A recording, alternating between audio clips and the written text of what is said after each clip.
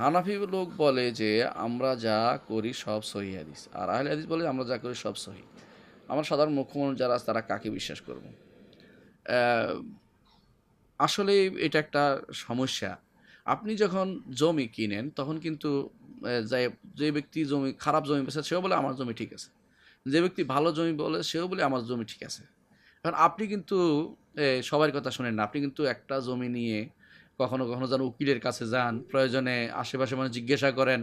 এইটা খাজনা যেখানে সেখানে যান। এর অর্থ হচ্ছে আপনাকে দাবি করলেই হবে না। এটা শুদ্ধ কিনা, এটা শুদ্ধ কিনা সেটা আপনাকে গিয়ে অ্যা জিজ্ঞাসা করতে হবে।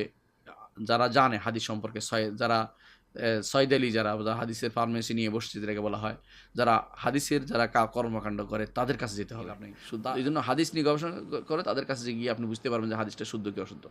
ধরেন আপনি একটি হাদিস বলল, কেউ বলল আউয়ালু মা খালাকাল্লাহু নূরি।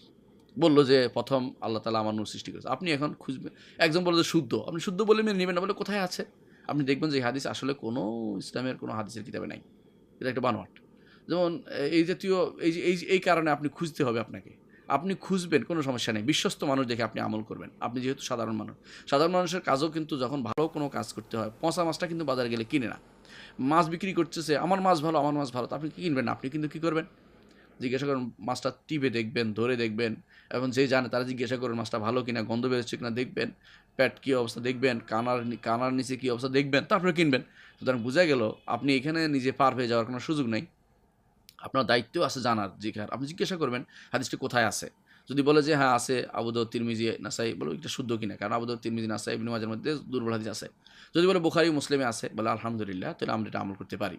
তাহলে আপনাকে দেখতে পাচ্ছেন যে বুখারী, মুসলিম, আবু দাউদ, তিরমিজি, নাসাই, ইবনে মাজাহ, অনুরূপভাবে সহিহ ইবনে খুজাইমা, সহিহ ইবনে হিব্বান, অনুরূপভাবে আল মুনতাকা লিবিল জারুদ, অনুরূপভাবে যে সমস্ত গ্রন্থ সহিহ হাদিস আছে সেগুলোর মধ্যে আছে কিনা, এবং সেখানে যারা কালাম করেছে, কথা বলেছে, যেমন প্রত্যেকটি হাদিসের কিন্তু তাহকিক হয়েছে আলহামদুলিল্লাহ। এমন কোনো হাদিসের এখন তাহকিক বাদে নাই যে বলতে পারবো না যে এটা হাদিসে, বলতে পারবো না শুদ্ধ কি অশুদ্ধ বলা যায় না, এগুলি নাই।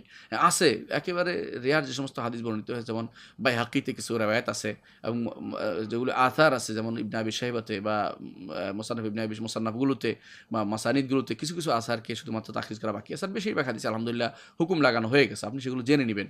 জানার জন্য কোনো আলেমের কাছে যাবেন। যারা আপনাকে দাবি করে যে এটাই শুদ্ধ, শুদ্ধ সেটা না। তার মধ্যে শুদ্ধ কে করেছে? যদি বলে শুদ্ধ কেউ করা লাগবে না, বুঝবেন যে আসলে সমস্যা হয়েছে।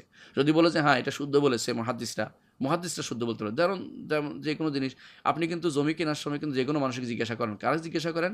যে জানে, বুঝে। ঠিক হাদিসের ক্ষেত্রেও যে হাদিস সম্পর্কে জানে, বুঝে, তারা গ্রন্থ লিখেছে, হাদিসের মধ্যে হাদিসের উপর চলাফেরা করেছে, হাদিস নিয়ে সারা জীবন তাদের জীবনের প্রতিটা মিশন ব্যয় করেছে, তাদেরকে জিজ্ঞাসা করবেন।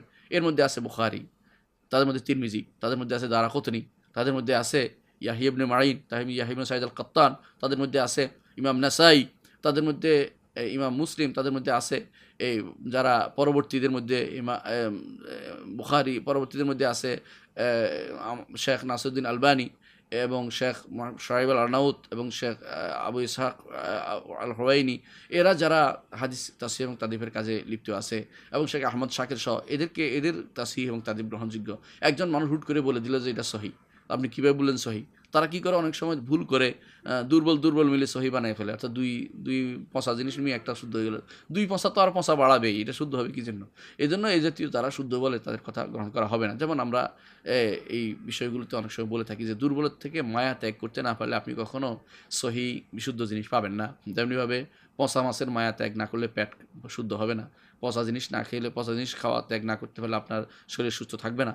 এজন্য আপনার আমার উচিত দ্বীনের ক্ষেত্রেও বিশুদ্ধতা আমরা গ্রহণ করি। আল্লাহ আমাদের বোঝার তৌফিক দান করুন।